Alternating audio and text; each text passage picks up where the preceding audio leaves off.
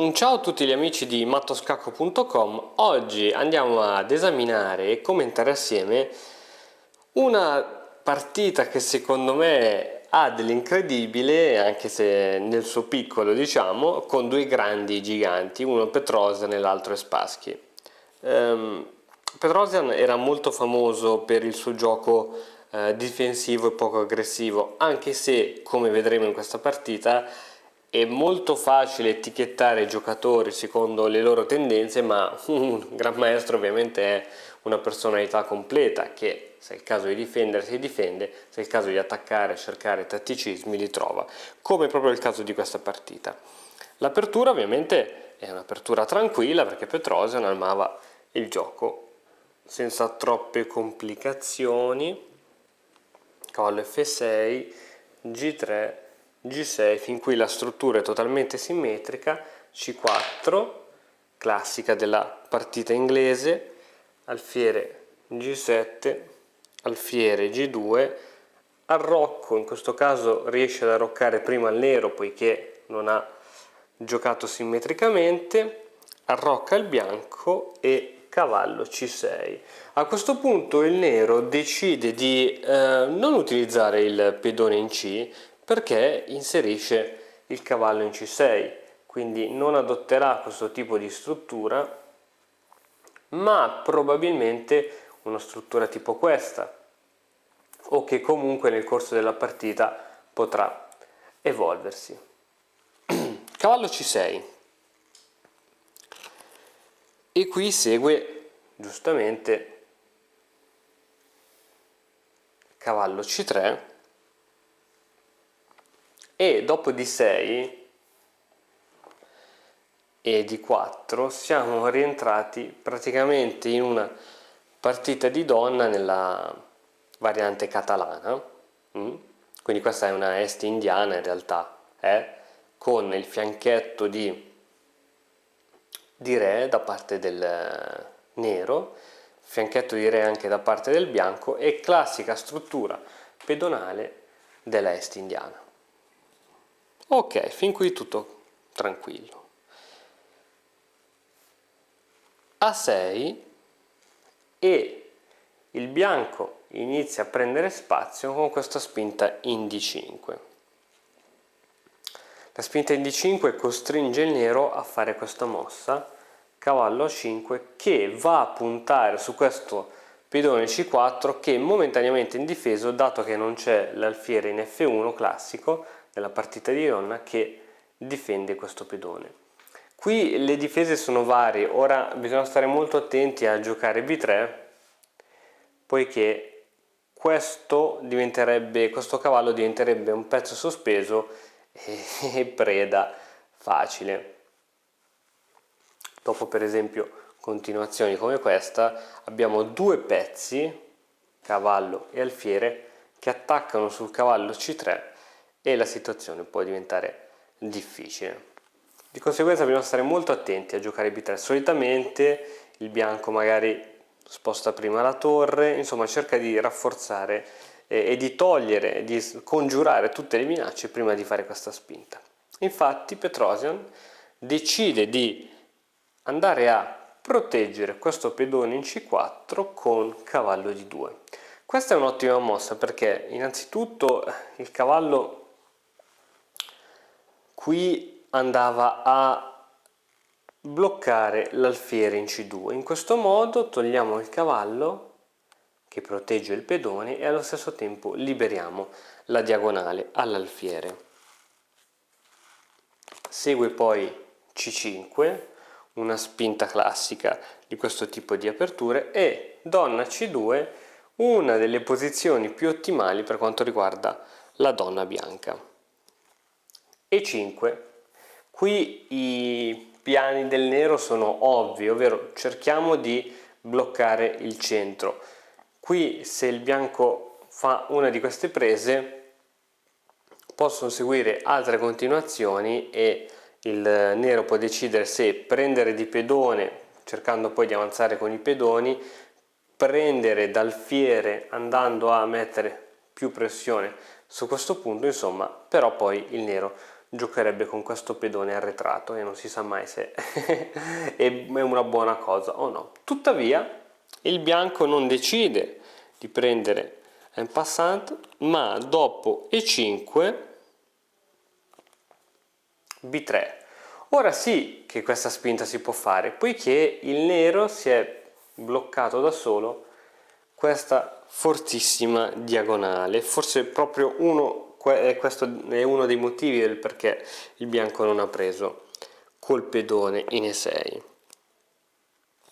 Segue cavallo G4, questa è un'altra manovra classica di queste aperture. Solitamente abbiamo anche cavallo in H5, ma qui il nero Spassky ha giocato cavallo in G4. Perché in G4? Beh, ovviamente per andare a liberare il pedone in F per queste spinte, e dopo eventuali fastidi ci possono essere entrate di questo tipo. Quindi ecco spiegato il perché, il motivo del cavallo G4 più forte del cavallo in H5. Dopo appunto cavallo in G4, il bianco ovviamente conosce il piano del nero e gioca E4. Ad E4 segue la famosissima F5. Il bianco aveva giocato a posto E4 per scambiare nel momento in cui il nero arrivava in F5. Ora, anche qui ci sono varie possibili prese, si può prendere d'alfiere, si può prendere di torre, si può prendere di pedone. Il nero decide di prendere di pedone. La presa di pedone è molto forte perché permette di avanzare e di creare questo tipo di situazioni, oppure al momento giusto, dato che ora ormai questi pedoni sono mobili, di spingere e liberare questa diagonale all'alfiere nero. Dopo appunto la cattura in F5 da parte del pedone in G, segue cavallo in D1. Cavallo in D1, anche questa è una buona mossa, toglie come al solito questo cavallo dalla diagonale dell'alfiere camposcuro, ma soprattutto va a difendere il punto E3, che abbiamo visto che è una buona entrata da parte del cavallo, dopo un'eventuale spinta di questo tipo. Andiamo avanti, B5, il nero cerca comunque di creare anche controgioco nell'ala di donna. F3 come previsto, e qui abbiamo E4. Cosa succede? Succede che se il bianco prende il cavallo, il nero prende la torre e non ce lo possiamo ancora permettere, quindi segue alfiere in B2, pedone per F3, alfiere per F3, alfiere per B2 e donna per B2. Ora cavallo E5. E questa comunque è una buona situazione anche per il nero. Abbiamo un alfiere minacciato che possiamo farlo retrocedere in E2. In questo caso, quando abbiamo questo tipo di situazione fra alfiere e cavallo, si dice che il cavallo domina questo alfiere perché non gli permette di andare in questa casa, non gli permette di andare in questa casa, né in questa, ma solo in questa. E questa è un'ottima posizione per il cavallo. Ovviamente la cosa è reciproca, anche l'alfiere non permette al cavallo di andare in quelle case. Segue il tratto al nero, F4, cercando una spinta di rottura.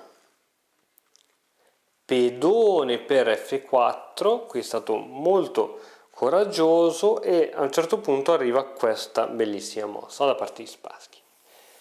Alfiere in H3.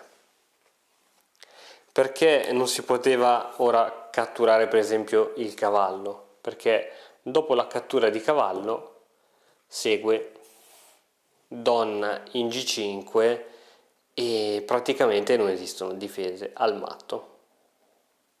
Quindi il cavallo non si può catturare. Abbiamo una torre sotto e se pensiamo troppo alla difesa di questa torre rischiamo veramente di prendere il matto. Quindi Petrosian decide di giocare con cavallo e3, in questo modo andando a mettere in comunicazione le torri. Il nero prende la qualità, se la prende con grande sorriso sul volto e torre per F1. A questo punto ora sì, che il cavallo è sotto, si gioca cavallo G6. Cavallo G6 segue alfiere G4. Questa è una buonissima mossa che apparentemente sembra quasi innocua, sembra solo rendere l'alfiere in una posizione più attiva, ma in realtà qui ci sono minacce concrete come lo scacco di alfiere in E6 con pochi modi per parare, quindi riprendendosi la qualità. Vediamo che cosa gioca Spassky dopo alfiere in G4, cavallo per F4, continua ad attaccare imperterrito. Attenzione a questo sacrificio che è veramente geniale, torre per F4, dando nuovamente una qualità. A questo punto praticamente il bianco si ritrova senza torre. Dopo la ripresa, guardate la continuazione, geniale. Alfiere E6, scacco. Il nero si deve parare con torre F7. Cavallo E4, una mossa che sembra rallentare un po' questa azione, ma vedremo che è molto efficace. Donna H4, andando a minacciare questo cavallo e a portarsi in gioco. Cavallo per D6, a questo punto ci sono due pezzi che attaccano questa torre. Donna in G5, scacco e intanto minacciamo questo cavallo. Ma il bianco non si preoccupa perché tanto i pezzi che attaccano sono proprio questi tre. Questo cavallo potrebbe, diciamo, anche saltare. Il bianco va nell'angolino in H1 assicurandosi che per il momento la donna non possa rincorrerlo ulteriormente. Dopo re in H1 segue torre in A, va in A7, alfiere per torre, scacco, torre in F7 e ora ti do qualche minutino per vederlo, vediamo se riesci a trovarlo.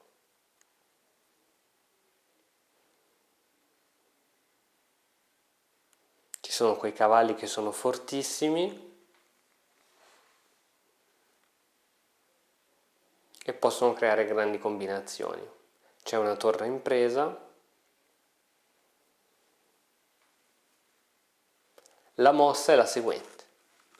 Donna H8. Il nero è obbligato a mangiare la donna e cavallo mangia in F7, scacco e qualsiasi mossa il bianco si ritrova in vantaggio di un pezzo. Come vedi Petrosian è sì un giocatore principalmente difensivo, posizionale, ma come vedi quando ci sono dei tatticismi da mettere in pratica lui è il primo a vederli. Quindi è difficile, forse anche superficiale, etichettare i giocatori dietro uno stile di gioco, ma sono tutti giocatori piuttosto dinamici e pronti ad entrare in azione quando il gioco lo richiede.